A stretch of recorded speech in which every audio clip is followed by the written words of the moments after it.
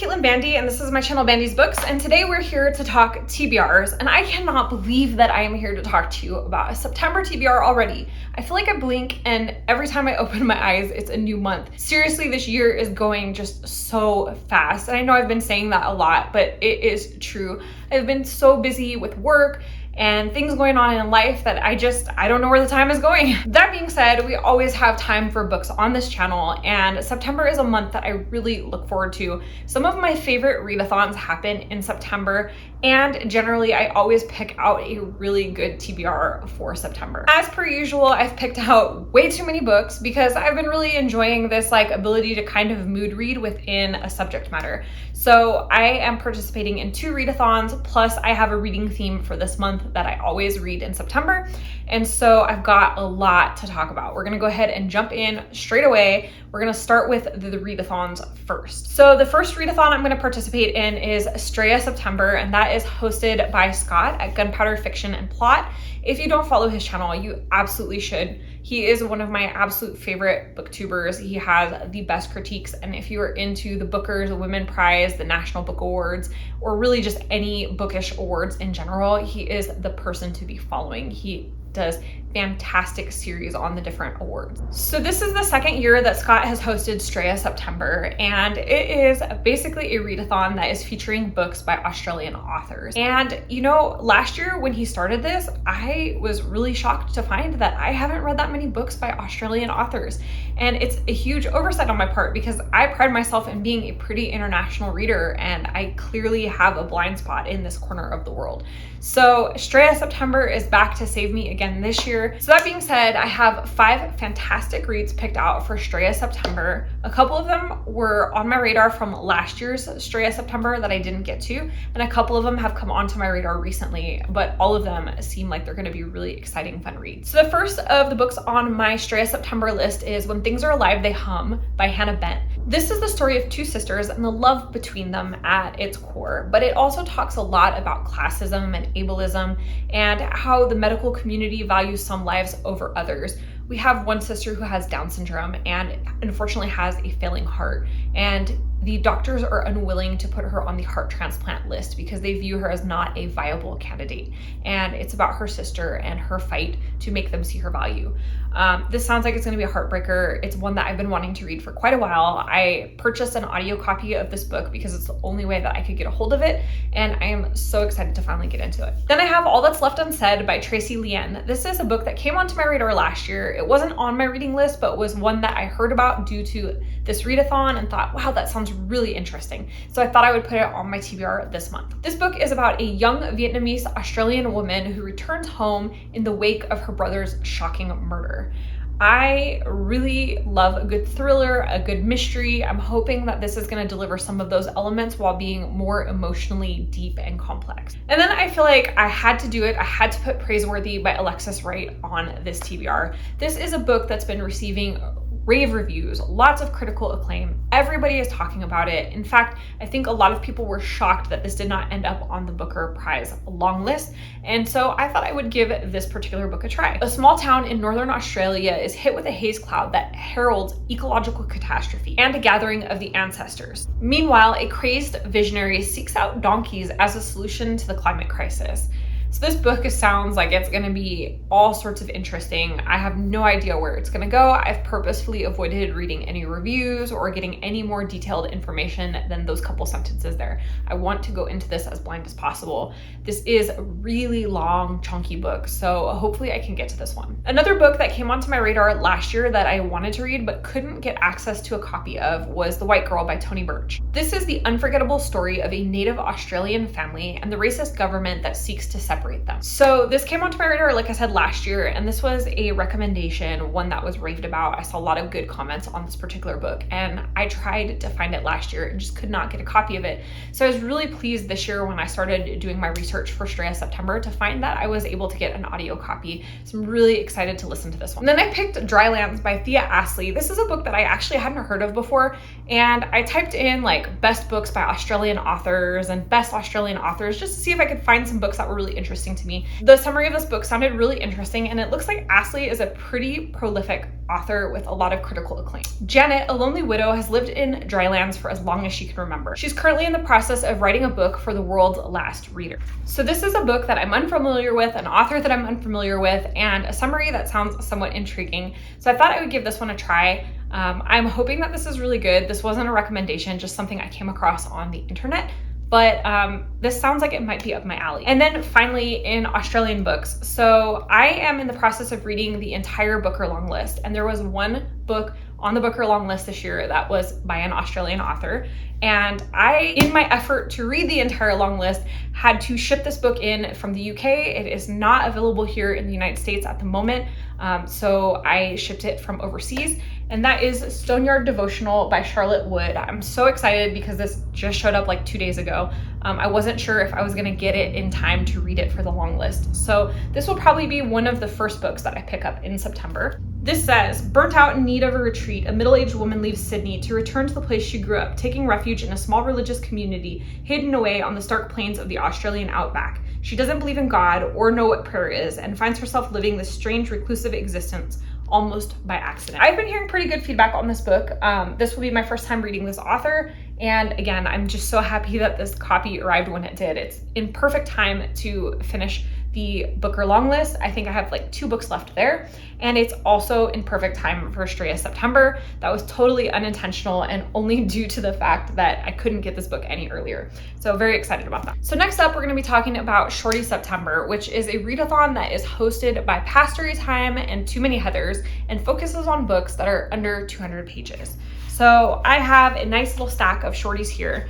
And before we talk about the shorties, I want to mention, so my TBR theme typically for the month of September is authors that are of a Latin American background because it is Hispanic Heritage Month.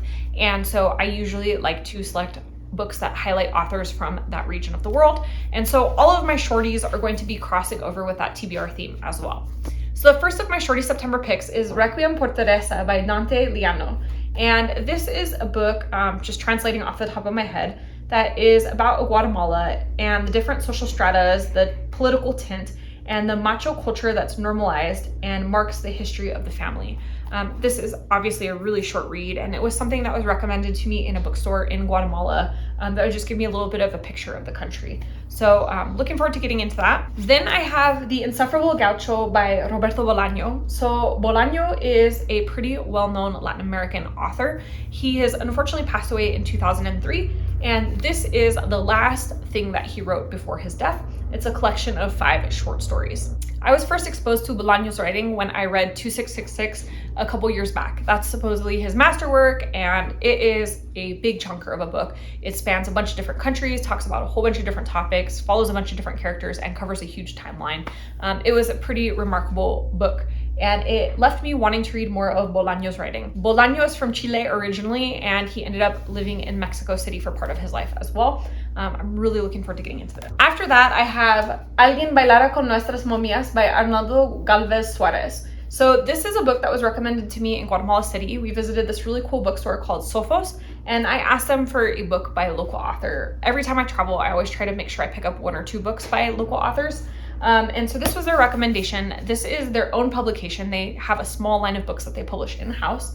And this is 3 novellas. The novellas are titled The Glacial Era, That's What Friends Are For, and Everything That You Don't Know. I don't actually really know what this is about. The back of the book doesn't clarify it any further, but I like the titles and the quirky cover of it, and so I'm hoping it's gonna be a good read. After that, I have Pink Slime by Fernanda Trias. So Trias is from Uruguay, and I can't say that I have ever read a book from Uruguay, so I'm really excited about that. This was a book that was actually sent to my mom. A friend of hers from Instagram sent her like a whole box of books, and this was one of them that was in there. And I immediately saw the cover, the title, and everything, and I was like, oh, please let me get that when you're done. So my mom has since finished it, and now it's my turn. This says, in a city ravaged by a mysterious plague, a woman tries to understand why her world is falling apart. An algae bloom has poisoned the previously pristine air that blows in from the sea. Inland, a factory churns out the only food anyone can afford, a revolting pink paste made of an unknown substance. In the short, desperate breaks between deadly windstorms, our narrator stubbornly tends to her few remaining relationships, with her difficult but vulnerable mother, with the ex-husband for whom she still harbors feelings, and with the boy she nannies, whose parents sent him away even as terrible threats loomed. Sounds super interesting. I'm really, again, excited to read my first book by an Uruguayan author. After that, I have Relato de un Naufrago by Gabriel Garcia Marquez. So this is a short story about a shipwreck, and this is set on February 28th, 1955, and it is about a ship that wrecks in the Caribbean Sea off of the coast of Colombia called the Caldas. So I don't know much about this story. I have read quite a few of Garcia Marquez's books in the past, and I usually enjoy them. This one I'm not so familiar with, so I'm excited to get into it. And the final of my shorties is Knitting the Fog by Claudia D. Hernandez. So this is another book that was recommended to me by Sophos bookstore in Guatemala City.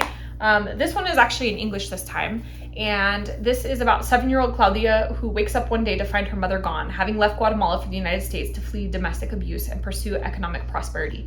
3 years later, her mother returns and the family begins the month-long journey to El Norte, a harrowing story told with the candid innocence of childhood. The lyrical memoir depicts a complex self-portrait of the struggle and resilience inherent to immigration today. I'm really excited to read this. This sounds like it's going to be really good. Now, the rest of the books on my TBR are just specifically for Hispanic Heritage Month / Latin American Heritage Month.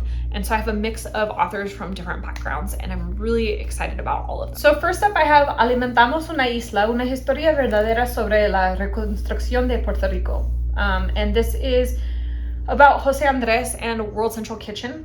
So I picked this book not because of Jose Andres, who is somebody that I really respect and admire. He's a chef. He runs this amazing charity that feeds people around the world after disasters, but because it specifically focuses on Puerto Rico after the hurricane that hit it and just decimated the islands. It talks about the recovery and the reconstruction of Puerto Rico and the charity coming into Puerto Rico and helping to reestablish kitchens and reestablish business. And I'm just really interested in this perspective of somebody that was there in the Reconstruction period.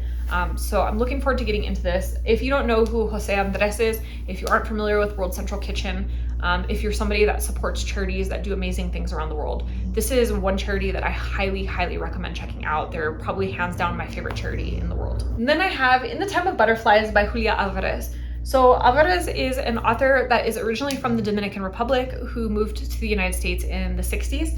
And I have actually read several of her books. Most of them focus on the Trujillo dictatorship and the shaping of the Dominican Republic. I actually, in fact, just like 2 months ago, read In the Cemetery of Untold Stories, which is her most recent book, and really enjoyed that one. I've had this one sitting on my shelves for a little bit, and so I'm looking forward to getting into it. This is set November 25th, 1960, and it says 3 sisters have been found near their wrecked Jeep at the bottom of a 150-foot cliff on the north coast of the Dominican Republic. The official state newspaper reports their deaths as accidental. It does not mention that a 4th sister lives, nor does it explain that the young women were among the leading opponents of General Rafael Leonidas Trujillo's dictatorship. It doesn't have to. Everybody knows of las mariposas, the butterflies. So I'm looking forward to getting into this. Again, I think Alvarez writes a lot about Trujillo's dictatorship. Whether the book focuses on that or it focuses on other characters, that specific theme is always woven through her stories. So I'm interested in learning a little bit more here. Then I have Una Casa Propia by Sandra Cisneros. So I believe this is like my own house. And I have read Sandra Cisneros' books previously. I've read The House on Mango Street, La Llorona, and Other Stories. I really enjoy her writing. This is an author that we actually studied in school when I was a kid. So this says, from Chicago to Mexico, the places that Sandra Cisneros has lived have served as inspiration for her works of fiction and poetry. I'm really excited to see a little bit about the different places that she lived. Her most famous book, The House on Mango Street, talks a lot about her life in California. And so I'm looking forward to kind of learning about some of the other places that she experienced and how they inspired her works of fiction and poetry. Then I have a book called The Spanish Daughter by Lorena Hughes. So Lorena Hughes is from Ecuador originally, but grew up in the United States. And this book says, as a child in Spain, Puri always knew her passion for chocolate was inherited from her father, but it's not until his death that she learns of something else that she's inherited, a cocoa plantation in Vinces, Ecuador, a town nicknamed Paris Chiquito. Eager to claim her birthright and filled with hope for a new life after the devastation of World War I, she and her husband Cristobal set out across the Atlantic Ocean.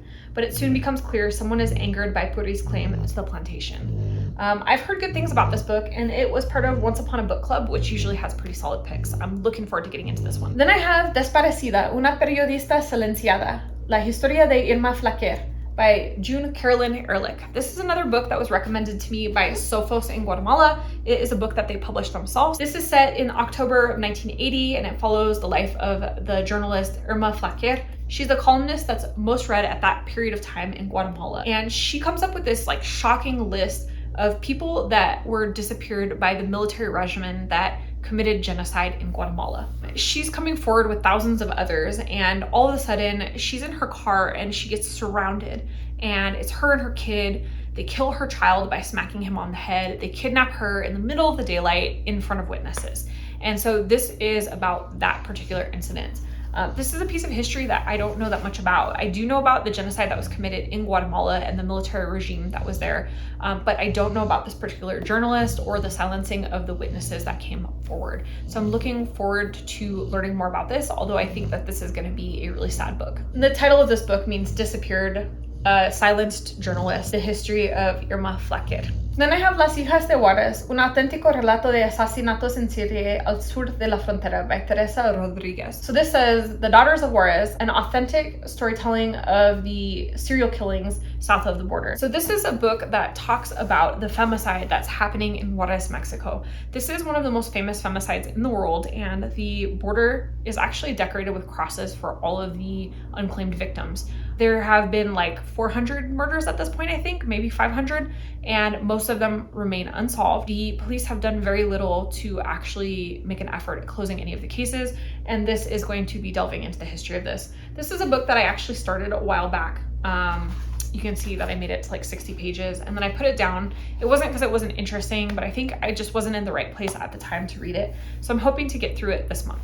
And then I have Lo que yo vi by Laura Esquivel. So this is the author of Like Water for Chocolate, and this is a book that's about her life. It talks about the music that she listened to, the games that she played as a child, where she grew up, just a lot of history about who she is. I like that it is mixed in with photos and things like that. Should be a pretty quick and easy read. I think this one actually probably counts for Shorty September as well. Yep, comes in at under 200 pages, so this would be another one that could go in the Shorty stuff. Then I have Always Running by Luis J. Rodriguez. So this is one man's story of going from being a gang member to a poet and how he got there. This is a story that sounds really interesting. I love reading stories about people that overcome these insane obstacles to get education and to make something different of their lives. So I'm really looking forward to getting into this. After that, I have The Night Traveler by Armando Lucas Correa. So Correa is an author that is originally from Cuba and then grew up in the United States. This book has 3 different timelines. One is in Berlin in 1931, one is in Havana in 1959, and the third one is in Berlin but in 1988. This follows 3 different characters, and I have been hearing fantastic reviews of this book. I'm really looking forward to getting into this. This will be my first time reading Correa's writing. So my next 2 books are a duology by an author that I've read quite often. I don't know why I haven't gotten to these 2 books in particular, even though they've been sitting on my bookshelf for the longest time. And that is Written in Starlight and Woven in Moonlight by Isabel Ibanez. So Ibanez is the daughter of 2 Bolivian immigrants, and so she often mixes her culture into the stories that she writes. And so these particular books, I believe, are set in Bolivia. This one follows a character named Ximena, who is a decoy condesa who stands in for royalty to protect them. And the second one is about a condesa without a home. She has been torn away from her people. She's wandering the jungle, and it is about that journey.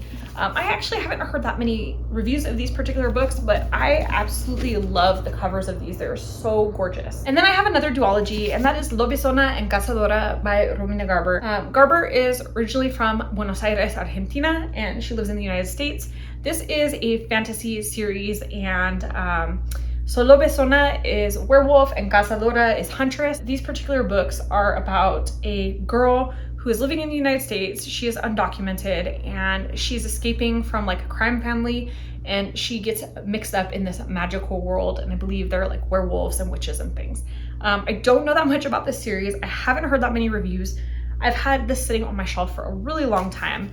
And same thing, I just can't get over these covers. They're both really stunning. So I'm hoping to get into this series this month. I really enjoy a good fantasy series, so I'm hoping this will do the trick. After that, I have Anita de Monte Last by Xochitl Gonzalez. So I really enjoy Gonzalez's writing. I have Olga Dies Dreaming over in my read section as one of my display books, and it's been there for the longest time. I'm really hoping that I enjoy this book equally as much. So this book is loosely based on the Cuban artist Ana Mendieta and her life before her questionable death. I've heard that there's a little controversy around this book because at the same time that this book was being released, someone was also making a documentary about Ana Mendieta, and the family of Mendieta came forward and said, hey, like, we don't really like what's going on here. We'd like to be more involved, and we're not. We are concerned about how our daughter is being portrayed. So just be aware of that if you go into this book.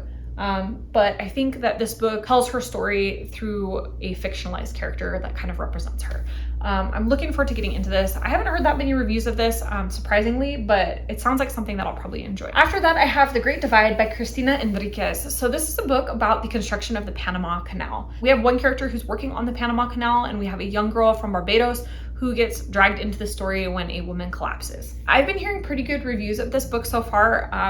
I haven't read too many books set in Panama, sadly. I'm really excited to get into this one. Panama is a country that I've visited and that I really, really love.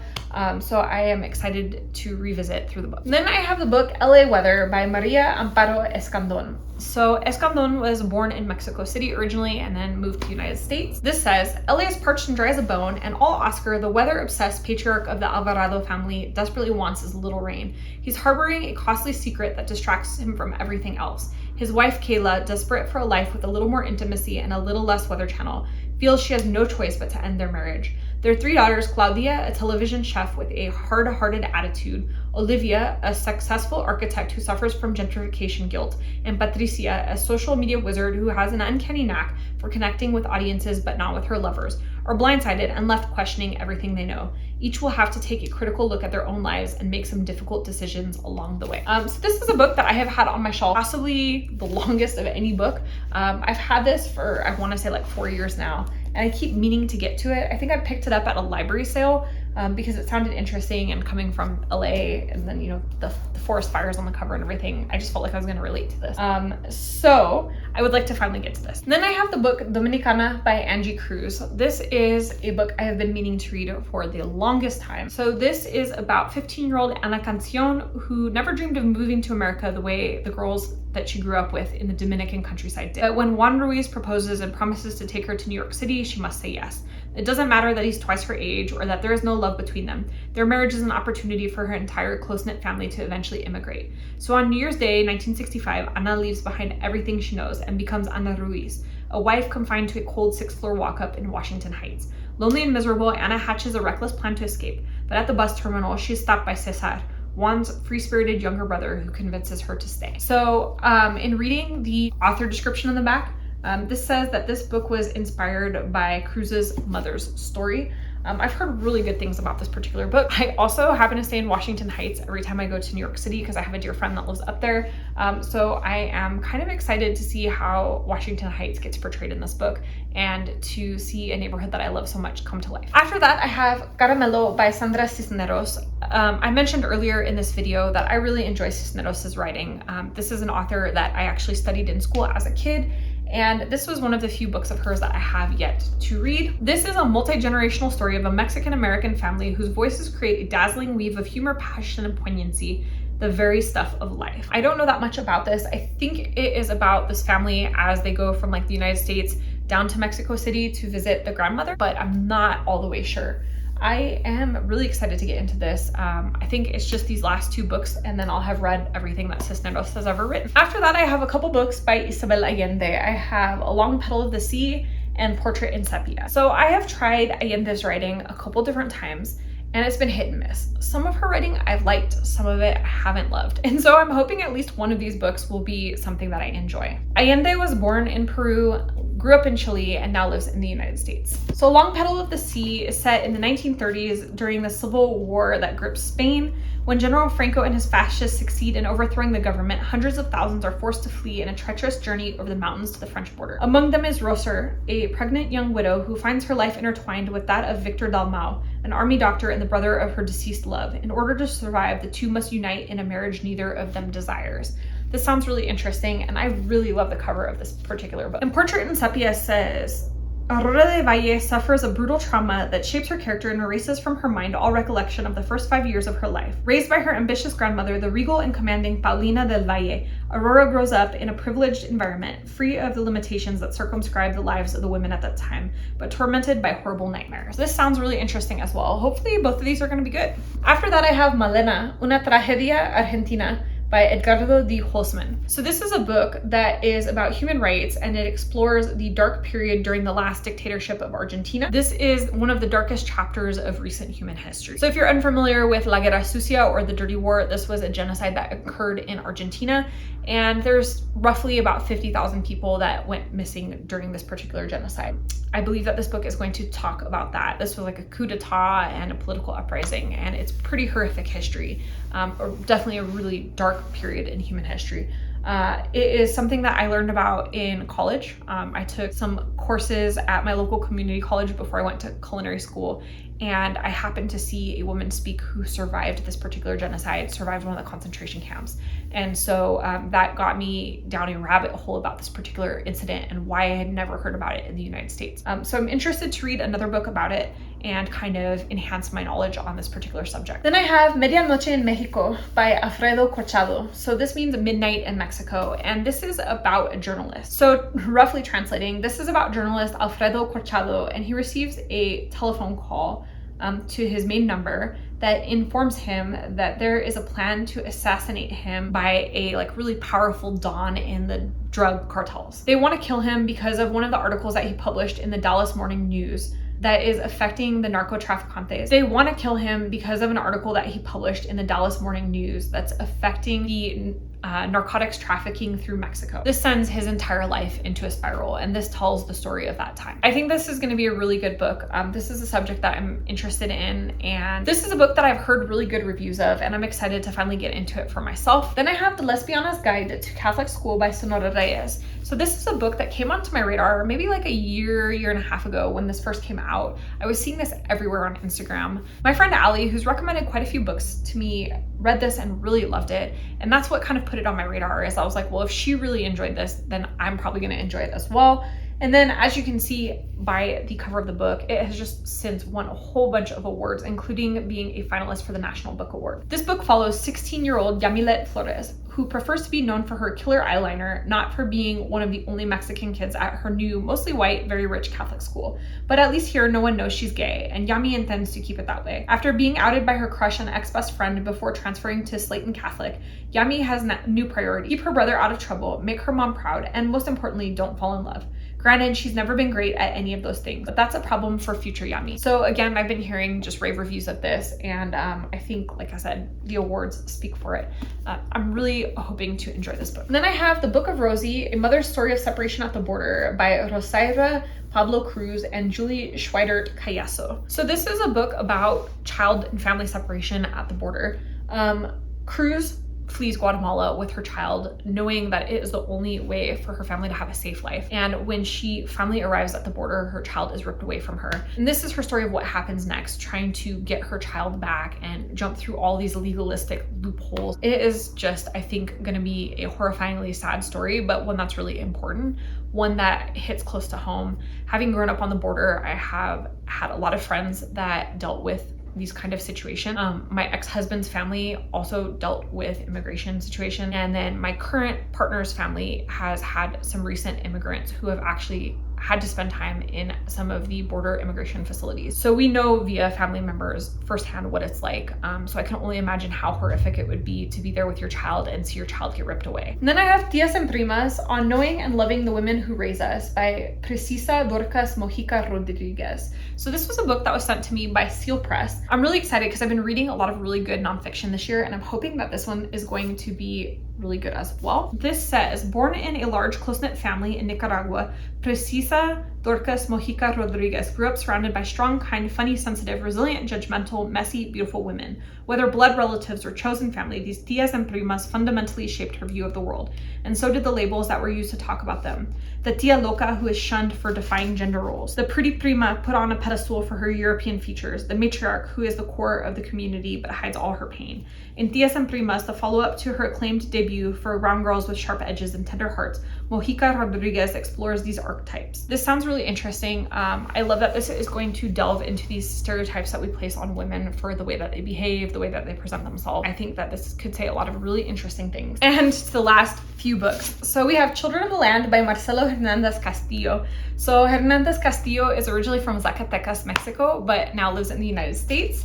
And this is the unforgettable memoir from a prize-winning poet about growing up undocumented in the United States, which recounts the sorrows and joys of a family torn apart by draconian policies and chronicles one young man's attempt to build a future in a nation that denies his existence. You are not a ghost, even though an entire country was scared of you.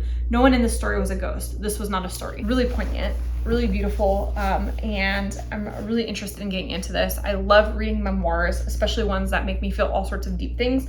I have a feeling that this is going to do this. And I also really love the cover of this book. And then I have How to Turn into a Bird by Maria Jose Ferrada, which is translated by Elizabeth Breyer. Jose Ferrada is from Santiago, Chile, and this is a book that has now been translated into 9 different languages. It's a book that I picked up from Art of Arc maybe a year ago. This says, in Santiago, Chile, 12-year-old Miguel is enchanted by his uncle Ramon's unusual job to take care of a Coca-Cola billboard by the highway, and his even more peculiar decision to make the billboard his new home.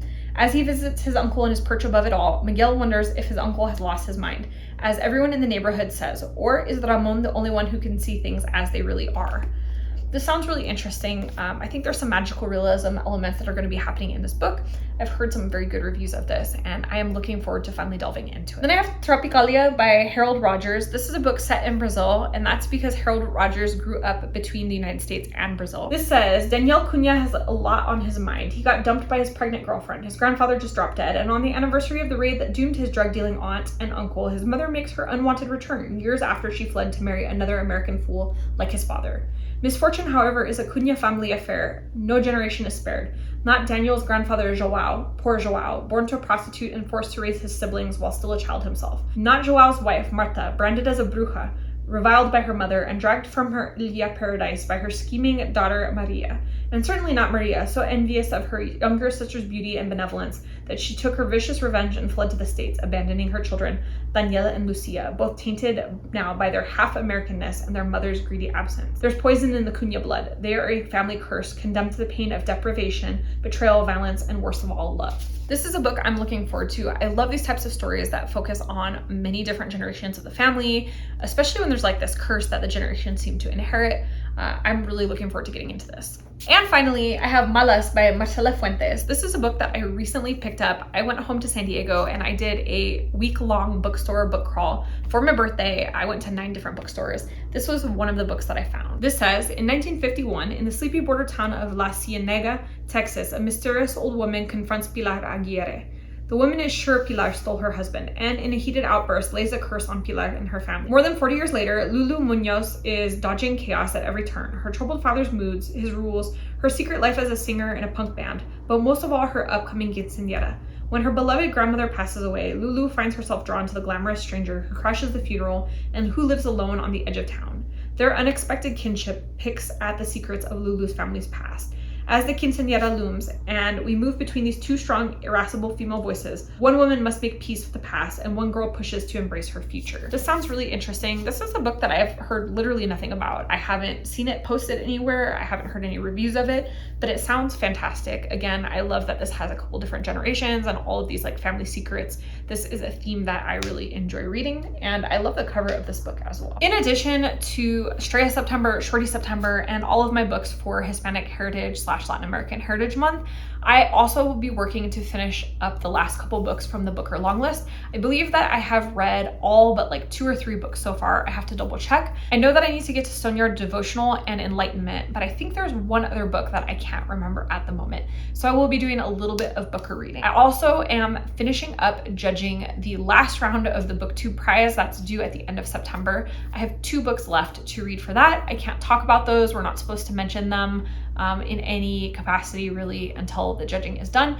So just know I have a couple books to get to there. Additionally, as always, I have a handful of books on NetGalley that I may or may not get to. I'm always trying to knock down my NetGalley count. One of the books that I was looking at is The Curse of the Flores Women by Angelica Lopez. Another is Castle of the Cursed by Romina Garber. Another option is America del Norte by Nicolas Medina Mora. Another possibility is The Way That Leads Among the Lost by Angela Garcia. This is a book that is about drug addiction treatment in Mexico City and these like special houses where people are sent to basically dry out. I also have like Happiness by Ursula Villarreal Mora. And I'm really excited because I have a copy of A Sunny Place for Shady People by Mariana Enriquez, who is the author of Our Share of Night. This was one of my favorite books so far this year. And so I've been on this like kick of Argentinian literature. And so I'm really excited to have a copy of her short story collection to read. And the final of my NetGalley possibilities is The Waves Take You Home by Maria Alejandra Barrios Velez. Editing Caitlin here to say that I forgot to mention my read for the Backlist Book Club in September. We will be reading Wolf Hall by Hilary Mantel. I'm very excited about this. I've never read Mantel's writing before, but I hear nothing but rave reviews. So add that to the must read pile for the month of September. So I have tons of options for the month of September. As you can see, I've been averaging like around 26, 27 books a month. So I think I'm gonna get to a pretty good chunk. I have a lot of reading to do this month with all of the different readathons, and then especially with the final books for the different awards. So the books for the Booktube prize are non-negotiable. Those absolutely have to be finished. And then the Booker prize is going to be announcing their shortlist, I believe around mid-September. So I have to finish up those last few books before that deadline. Everything else is a free-for-all. But based on the length of a lot of these books, I think I should be able to move through them pretty quickly. I'm really looking forward to getting into it. So as always, let me know how you feel about this. If you liked the video, hit the thumbs up, comment down below, and let me know, have you read any of these books? How did you feel about them? Did you love them, hate them? What are you reading in September? Are you participating in any readathons? Shorty September, Straya September? Tell me all the things. I just want to shout about books with people. That is why I'm here. And if you're not already subscribed to my channel, you know what to do. Hit the subscribe button down below, as well as the notification bell so that you never miss a video. And that way we can see each other again soon. Thanks so much for joining. Bye.